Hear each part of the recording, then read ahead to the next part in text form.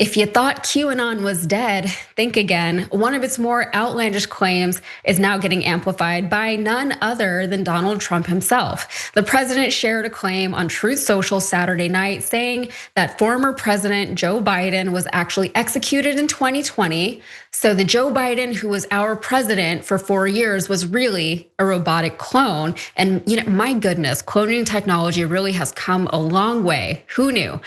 But here's the post, but before I show it to you, brace yourself. There is a wall of hashtags underneath it. It says, this is a post that he shared. It says, there is no Joe Biden executed in 2020. Biden clones, doubles, and robotic engineered, soulless, mindless entities are what you see. Democrats don't know the difference. And then 1 million hashtags. My favorite hashtag there, Jayar, is hashtag US Steel, because if you're gonna have robotic presidents, you best believe that they're made right here in the US of A. So the New York Times reported on this, pointing out how often Trump has elevated these far-right conspiracy theories from dark corners of the internet. For example, when he falsely claimed recently that white South African farmers were being killed, and to support his claim, he held up an image that was found to be from the conflict in Eastern Congo, which is not South Africa at all. The Times also cited a report that said that during Trump's first administration, he made over 30,000 false or misleading statements, or about 21 a day on average. And also, a New York Times analysis of thousands of Mr. Trump's social media posts and reposts over a 6-month period in 2024 found that at least 330 of them described both a false, secretive plot against Mr. Trump or the American people and a specific entity supposedly responsible for it. They included suggestions that the FBI had ordered his assassination and accusations that government officials had orchestrated the Capitol riot on January 6, 2021. Jayar, this is obviously such a ridiculous story. Someone did have a theory that Trump didn't have his glasses on, so he just saw a picture of himself next to the post and just reposted it without reading the caption. But at the risk of reading too far into this, do you think that this could have been some sort of dog whistle? Because Trump rose to prominence in no small way by amplifying these QAnon voices and their conspiracy theories. He made them think that he was one of them, and he gave those people someone to believe in and to align themselves with. If it wasn't Q, it was him as their cult leader. And they show up for him all the time. And they're already such an unhinged group that you definitely want them on your side instead of against you. And they're already so detached from reality that they're incredibly easy to be manipulated and then potentially weaponized. So Jayar, for you, I have 2 questions.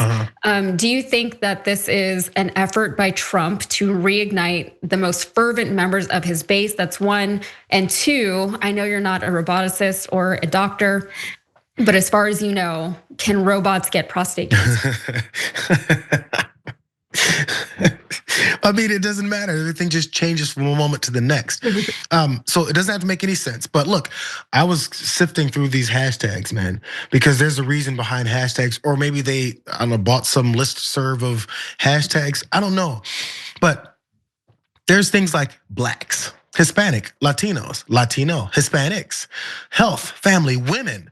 Then I jump down Jesus and Jesus Christ, sports for some reason. Then we jump back to black men, black women. In fact, black women is @mentioned and also hashtagged, shopping. So black MAGA movement, black pastors, black women for Trump, black women again. So there's this focus. I don't see anywhere in there white women, white folks, white men, white people for Trump. None of that I see in there. But there's definitely focus on Latinos and black folks outside of sports and Kennedy I see in there. So I'm not sure if they're looking to have these folks that they think they're targeting with these hashtags to talk about it, so that then there's some arguments online with those minority groups that you probably hate that they're actually targeting. There's also CPAC is in there, Talking Points USA is in there for some reason. So it's just to generate. If you look at X, which I'm not sure if you have anytime recently, comment sections over the most ridiculous posts that mean absolutely nothing are where the meat is. That's what Elon Musk did with that site, with that app. That's all he wants to do, is destroy conversation, muck it up until it's just stupidity on top of stupidity. So they want people to be arguing about nothing when the post that Donald Trump may have posted with him walking down the street with this stupid Pepe the Frog behind. Did you see that one too? It's all just discussions in anger. So there's just a bunch of people arguing. And this is my theory, my conspiracy theory, since we're talking QAnon. It's just there so people can be distracted and fighting over nonsense. Again, while they're picking your pockets, while you're not paying attention to what Mike Johnson's putting in this bill, or what Joni Ernst talked about at town halls, or about or anything, or actually about what Elon Musk was doing with Doge, and paying attention to how he's not doing anything with these money and these savings. So you can just listen to people say there's waste, fraud, and abuse, but instead you're fighting about something like Joe Biden being a robot. And even if you know that's BS, I would encourage you not to get on comment sections and go, that's ridiculous. I can't believe you guys believe that, you stupid people. They don't.